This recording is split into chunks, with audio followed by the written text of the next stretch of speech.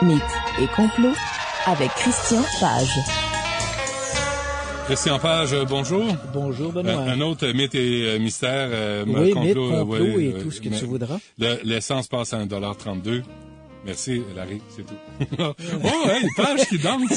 C'est quoi, Christian? Pourquoi tu fais pas des conférences, toi? Oui, je me suis justement posé cette question. Il y a des demandes, là. Moi, j'ai des demandes. Là, oui, je crois que je vais reprendre... Tu sais que ça fait presque 20 ans que je n'ai pas fait de rencontres publiques, de sorties publiques de ce type-là. Qu'est-ce que t'attends? Et à la demande générale, je pense que je vais faire une série de conférences à travers le Québec. Donc, et mesdames et messieurs, le quand il interprète My Way... Ah, c'est quelque chose. Oui, mais il y a aussi la macarena. Ah oui, t'es bon. Très, très bon. Ça doit être beau à voir, ça. Shake your bonbon, là. Oh, oui, que ça shake, mon homme. Mais, c'est qui chante ça, Monsieur Martin? Oui, c'est ça. Ricky Martin. Oui, Ricky Martin. Ricky Martin et son petit paquet. Christian Page, de quoi tu veux parler cette semaine? Tu sais qu'on est... cette semaine, on va souligner, en fait, on entre dans le mois de décembre, et tu sais que la première semaine du mois de décembre, 2 grands événements ont marqué l'histoire de l'étrange, l'insolite, le mystérieux. Et ces 2 événements-là sont liés à des disparitions inexplicables. On a déjà parlé ici lors d'une précédente chronique de la disparition du vol 19. Je rappelle rapidement les faits. 5 décembre 1945, 5 bombardiers Grumman Avenger décollent de la base aéronavale de Fort Lauderdale en Floride avec une mission d'entraînement tout à fait banale. Et puis, il est à peu près 14 heures au moment où les avions décollent. Et à peu près 30 minutes plus tard, quelque chose va se produire durant le vol. Je ne veux pas revenir là-dessus parce qu'on en a déjà abondamment parlé, mais quelque chose va se produire et l'escadron ne reviendra jamais à terre. Cette disparition va évidemment susciter beaucoup d'intérêt et elle va marquer, je dirais, elle va devenir un peu le porte-étendard de ce mystérieux triangle des Bermudes qui est délimité bien sûr par la Floride, les Bermudes et l'île de Porto Rico, zone où on raconte que des centaines de bateaux et d'avions auraient disparu. Donc cette disparition de cet escadron, le vol 19, est un peu le porte-étendard de ce triangle des Bermudes. Tu sais que c'est là qu'on a perdu les 40 milliards de la Caisse de dépôt et placement. C'est bien possible. Je pense à ça, là. Un gouffre. Alors, la mairie céleste... Oui, ensuite, dans les autres événements, bien sûr, il y a ce vol 19, mais une autre disparition arrive à peu près ex aequo. Au même endroit? Non, pas au même endroit, mais lorsque l'on consulte les ouvrages sur le paranormal, une autre disparition arrive à peu près ex aequo, et ça va te faire plaisir. Je t'ai amené des beaux portraits. Ah, ça, j'aime ça, des beaux portraits. Surtout quand on fait de la radio. Oui, c'est ça. Donc, je te montre ici une photographie du Marie Céleste. Je la mets devant le micro. Oui, bon, c'est très, très bien. Donc...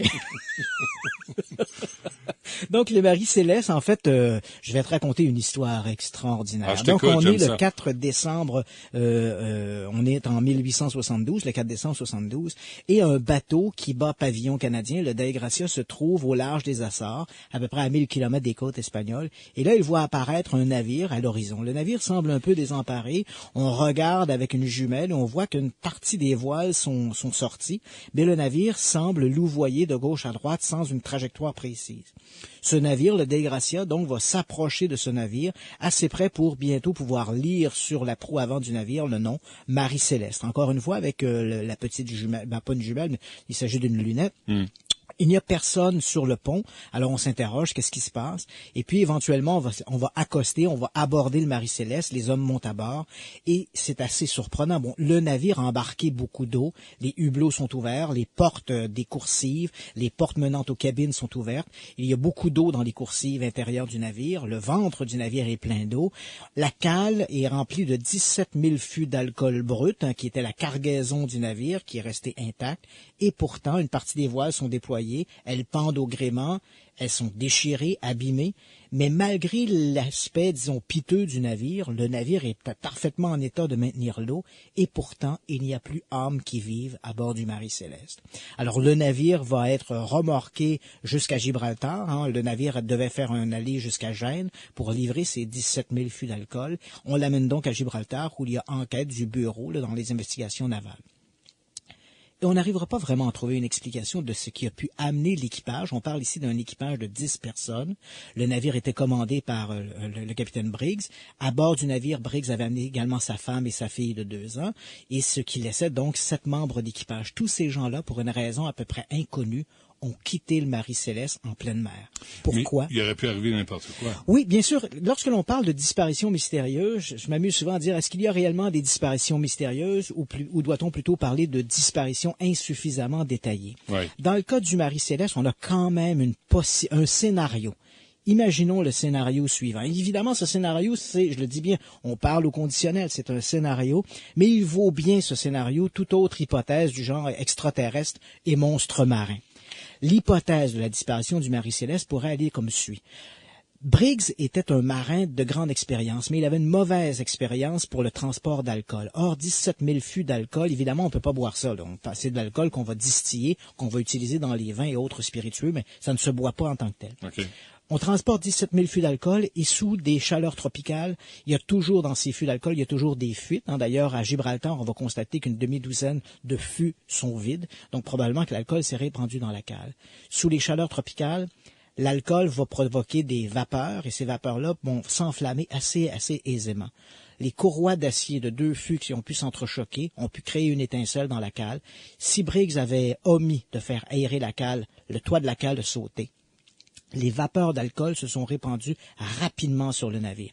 Or, c'est un peu comme travailler dans un environnement avec de la térébenthine, par exemple. Ça devient intenable. Briggs, un peu groggy, et lui et ses hommes, probablement par ses effluves d'alcool, ont décidé de rattacher une yaule, parce que le canot de sauvetage, la yaule, est manquante sur le Marie Céleste. Il a peut-être décidé d'attacher la yaule en remorque derrière le Marie Céleste, ordonner à l'équipage d'y prendre place, le temps qu'on fasse aérer le navire. Et malheureusement, le câble qui retenait la yaule au Marie Céleste s'est détaché, brisé. Et livré à eux-mêmes sur un petit canot, tu comprends, le Marie Céleste a pris de l'avance. Ils n'ont jamais été capables de regagner le navire, ni de remonter à bord, tant et si bien que le navire a navigué pendant une quinzaine de jours, abandonné, naviguant comme ça au gré des vents. Lorsque le dégracié le retrouve, le Marie Céleste est déjà abandonné depuis une dizaine de jours. Donc ça, c'est l'histoire la plus probable. Oui, c'est le scénario le plus vraisemblable. Oui, OK. Il y a aussi le phare de... L'Hélène Moore. L'Hélène Moore? Ah oui, l'Hélène Moore. OK.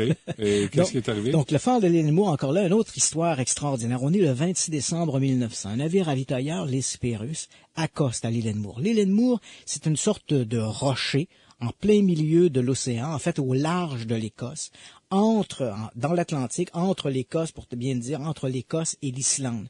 J'y suis allé, Benoît. C'est le bout du monde. En fait, pour aller là, c'est vraiment le bout du monde. C'est vrai. Et sur ce rocher, il n'y a qu'une seule construction, un phare. Donc, en ce 26 décembre 1900, le navire ravitailleur, l'Hespérus, accoste à l'Hélène Moore. Ce qui frappe l'équipage, c'est que le phare est éteint. On monte jusqu'à la construction et là, on constate que le bâtiment qui fait corps avec la tour est vide. Les 3 gardiens du phare ont disparu. Les gardiens du phare n'avaient aucun moyen de regagner le continent, si ce n'est via ce navire ravitailleur. Ils n'ont pas regagné le continent à la nage. Le phare est vide. On constate que 2 des cirés accrochés à l'entrée sont manquants. Un fauteuil est renversé à l'intérieur du bâtiment, mais il n'y a pas de trace des gardiens et les cendres dans le foyer montrent qu'on n'y a pas fait de feu depuis un certain temps. Mais qu'est-il arrivé à ces 3 gardiens? Évidemment, des auteurs, des amateurs de mystère vont te dire que tout ça est inexplicable, que c'est très mystérieux. On va même jusqu'à faire intervenir les extraterrestres pour expliquer cette disparition. J'y suis allé il y a quelques années.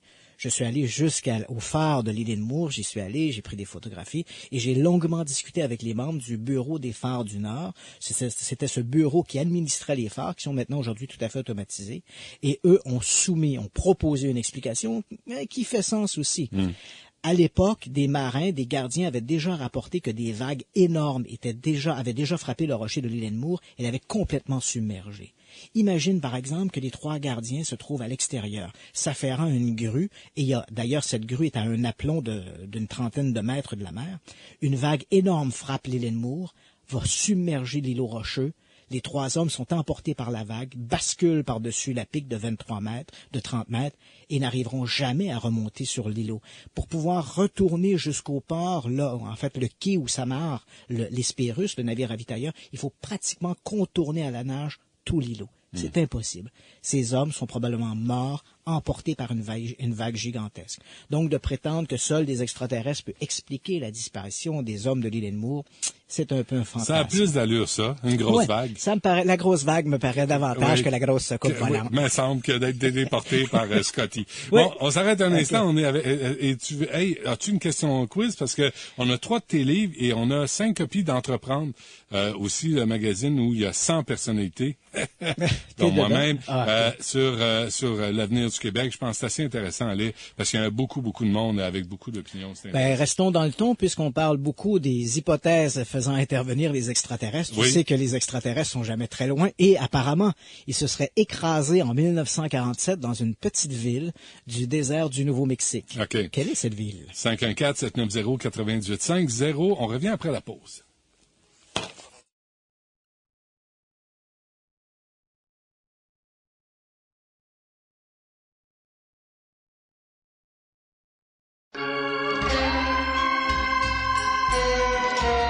Mythes et complots avec Christian Page. Écoute, les gens ont trouvé la réponse. On a plein de gagnants. Arrêtez de m'écrire, s'il vous plaît, parce qu'on a tout donné. Entreprendre et ton livre qui s'intitule L'enquêteur du paranormal. Ah, c'était pas le sex symbole des fantômes? Non. C'est le prochain, ça. Oui, c'est le prochain, ça. Pensez, j'ai une oreille pour les titres. Alors, la réponse à ta question quiz? C'était Roswell. Donc, voilà, cette petite ville où, selon la légende, une soucoupe volante se serait écrasée en 1947. Très bien. Alors, les autres oui, on disparitions était mystérieuses. On est dans la gamme des disparitions mystérieuses. Donc, le Marie Céleste, peut-être. Moi, je dis bien, peut-être que l'équipage a abandonné le navire à cause des vapeurs d'alcool qui auraient pu se répandre sur le navire. Dans le cas de la disparition des 3 marins de l'île Edmoor, probablement ou possiblement, ils ont été emportés par une vague qui a fait qu'ils ont tombé au-delà d'un aplomb, qu'il leur était impossible de revenir sur l'île ensuite, et les hommes sont morts noyés. Et là, maintenant, on va rentrer dans une catégorie, disons, un peu plus difficile pour les Sherlock Holmes en herbe. Hein. Notre prochaine histoire, se passe en août 1942. D'abord, quelques notions pour remettre un contexte historique. Après décembre 1941, on se rappelle, c'est une date marquée au fer rouge dans l'histoire américaine. C'est l'attaque sur Pearl Harbor. Et immédiatement, les Américains vont réagir d'abord en se procurant un escadron pour surveiller les côtes du continent américain. Cet escadron, donc, à partir de mars 1942, c'est un escadron de 12 dirigeables. Ce sont des petits dirigeables. On parle ici des ballons de 46 mètres de long pour 14 mètres de diamètre. Certains de ces ballons ont été recyclés aujourd'hui dans l'escadron des blimps Goodyear. Ah oui. Donc, si les gens veulent savoir à quoi ressemblaient ces ballons, certains d'entre eux portent aujourd'hui l'enseigne Goodyear. Donc, ils flottent encore. Oui, ils sont encore en service. Donc, on se procure donc 12 de ces dirigeables et chaque jour, ces dirigeables font des inspections le long de la côte américaine. Alors, notre incident se passe en août 1942. On est le 16 août 1942. L'un de ces dirigeables, le L8, prend son envol donc de la base de Moffett Field qui se trouve sur Treasure Island. C'est une petite île aménagée dans la baie de San Francisco. Sa mission, évidemment tout à fait banale, donc s'éloigner de la côte, surveiller. Et ce que l'on faisait, c'est si on trouvait une anomalie en vol, une tache d'huile ou un remous mystérieux, le ballon descendait, larguait des bombes fumigènes et on pouvait même à la rigueur larguer des explosifs pour forcer le sous-marin, s'il s'agissait d'un sous-marin japonais, à émerger. Donc, c'est un peu le travail que fait les membres d'équipage de ce ballon, le L8. Il décolle donc vers à peu près 7 heures. À son bord, on a le lieutenant DeWitt Cody, qui est un véritable spécialiste des vols en dirigeable, et un jeune novice, Charles Ellis Adams. Donc, ces gens-là, vers 7h38, ils vont communiquer à la base de Moffett Field en disant « On a vu une tache d'huile un peu mystérieuse, on va aller inspecter. » Le L8 va perdre de l'altitude. Et ici, là, les événements sont très importants. On se trouve tout près du Golden Gate Bridge. Au moment où le L8 descend, il est déjà dans le collimateur de 2 bateaux patrouilleurs de la Navy américaine, le Albert Gallen puis le Daisy Gray. Le ballon se descend vers cette tache d'huile, va larguer quelques bombes fumigènes et va reprendre de l'altitude, laissant supposer qu'il n'y avait rien de mystérieux dans cette tache d'huile. Les gens du Albert Gallant et les gens du Daisy Gray n'ont jamais perdu de vue la manœuvre du L8. Le L8 va donc reprendre de l'altitude, et là, l'équipage devait tous les 30 minutes contacter la base de Moffett Field pour faire un rapport. Arrive 8 heures, pas de rapport. 8h30, toujours pas de rapport. À la base de Moffett Field, on envoie une recommandation. Si des gens voient le L8, donc de communiquer. On croit que quelque chose est arrivé, quelque chose d'anormal. Vers 11 heures, des avions en vol, toujours au large des côtes de la Californie, vont voir le L-8. Le ballon ne semble pas désemparé, il semble bien fonctionner. On ne sait pas s'il y a des gens à son bord, mais le ballon fonctionne bien. Vers 11h30... Mais il est où? Il est dans le ciel? Il est dans le ciel, il navigue, il est dans le ciel, tout va très bien. Vers 11h30, un homme qui se trouve sur une plage au sud de San Francisco voit le L-8 qui arrive pratiquement à la hauteur de la plage. Le ballon accuse... Je t'ai amené des beaux portraits. Merci. Ici, tu as le L-8. Oui. Et ici, tu vois le L-8 quelques minutes avant qu'il s'écrase. Donc, ce type-là, Ricardo Capovilla, voit donc le L-8 qui arrive près de la plage. Son enveloppe accuse une déformation. Le ballon frappe un talus. Une bombe tombe. Il reprend un peu de l'altitude. 15 minutes plus tard, il s'écrase à Daly City. Immédiatement, les pompiers arrivent, passent à travers l'enveloppe, rentrent à l'intérieur de la gondole pour sauver l'équipage. Mais il n'y a plus personne. Les 2 membres d'équipage ont disparu. On n'a aucune idée de ce qui s'est passé. L'explication que va proposer la Navy, et elle-même la Navy reconnaît, parce que bon, j'ai obtenu un rapport d'enquête, la commission, la Navy propose, on dit peut-être qu'au moment de larguer une des bombes, Adams, qui était un novice, a pu être surpris parce que le ballon va bouger, va osciller au moment de larguer une bombe. Il a peut-être été un peu surpris par ce tangage. Il a perdu pied. Son compagnon, Cody, a essayé de l'aider et les 2 hommes ont passé par-dessus bord, et le ballon, donc, sans ses passagers, a monté jusqu'à ce qu'une variation dans la pression atmosphérique fasse sauter une valve de sécurité, et le ballon commence à se dégonfler jusqu'à temps qu'il s'écrase à Daly City. Le seul problème, c'est qu'au moment où cette manœuvre, au moment où le L-8 va exécuter sa manœuvre, il est quand même dans le collimateur de 2 navires escorteurs de la US Navy. Ces gens-là n'auraient pas manqué de voir 2 hommes passer par-dessus bord du ballon. Ils n'ont rien vu. Ces gens-là avaient des vestes de sauvetage très, très brillantes, d'un orange très brillant. On aurait dû les apercevoir. Rien. Donc, même si ça reste une hypothèse vraisemblable, elle-même, la US Navy, reconnaît qu'on est ici dans le domaine du très spéculatif en ce qui concerne l'équipage du L-8. C'est un mystère qui persiste encore aujourd'hui, un grand mystère de la guerre. D'ailleurs, Cody et Adams seront les 2 seuls pilotes à disparaître durant l'un de ces vols, de ces dirigeables durant la Deuxième Guerre mondiale. On ne les a jamais retrouvés. Jamais revus, ces deux bonhommes-là. Et ma dernière disparition aujourd'hui, celle-là, elle est du hardcore. C'est du solide. Envoyez les enfants se coucher. Ouais, on parle ici d'un petit navire. Nous sommes en 1955. On parle d'un navire qui s'appelle le MV Joy Vita. C'est un petit navire, 10 mètres de long pour un tonnage d'à peu près 70 tonnes. Bon, pour ceux qui se rappellent l'île de Gilligan, là, c'est un bateau qui ressemble un peu au bateau qui s'est échoué sur l'île de Gilligan. Référence à d'excellentes cultures. Oui, voilà. Donc, mais ce qui est de particulier avec ce bateau, le Joy Vita, c'est que la cale a été aménagée pour recevoir des produits pharmaceutiques. Donc, c'est une chambre froide et le doublage de la chambre froide a été fait en liège.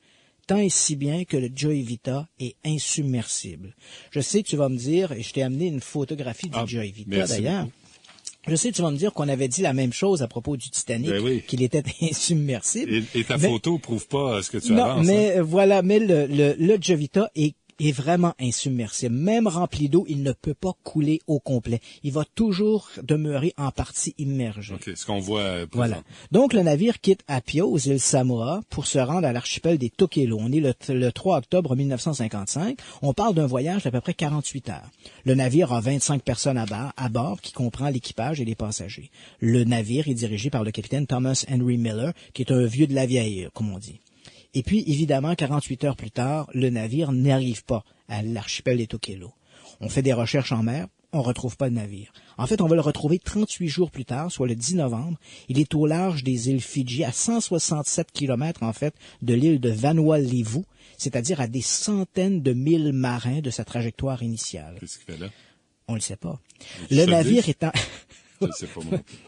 Le navire est très endommagé. Il est en partie immergé. Il est rempli d'eau. Visiblement, l'enquête va démontrer qu'une canalisation a sauté. Le navire s'est rempli d'eau, mais l'équipage n'aurait jamais quitté le navire. Ni l'équipage et surtout pas le capitaine Miller, qui savait que son navire était insubmersible. Et bien sûr, il y avait des petits radeaux. On sait que les radeaux ont été mis à la mer. Les gens ont quitté le navire sur des radeaux. Ça, il n'y a aucun doute. Mais pourquoi l'ont-ils fait? Pourquoi Miller aurait-il accepté d'embarquer ses hommes, ses passagers sur des petits radeaux, alors qu'il savait, lui, que son navire était insubmersible? Ils étaient combien à bord? On était 25 personnes à bord. Et le navire était beaucoup plus même rempli d'eau comme il l'était, parce que quand on retrouve le Joy Vita, évidemment, il est en partie enfoncé dans la mer, mais il demeurait quand même plus visible du haut des airs dans cette position que si on embarquait sur des petits radeaux. On sait que les structures sur le navire avaient été aménagées, on avait tendu des prélards, on avait tendu des toiles pour collecter l'eau de pluie. Visiblement, les passagers s'étaient rassemblés sur le sommet du bateau. Qu'est-ce qui est arrivé? On l'ignore. Pourquoi les hommes ont-ils quitté le Jovita? C'est un mystère qui, aujourd'hui, 60 ans plus tard, continue de fasciner. On va en parler pendant le souper. On va essayer de trouver la réponse. Merci, Christian Page. Merci à Larry, à François et à Alexandra. Merci à vous d'avoir été là. On refait ça demain dès midi. Il y a Paul Hood qui suit après les infos. Les entrevues de Benoît Dutrisac. 98.5fm.ca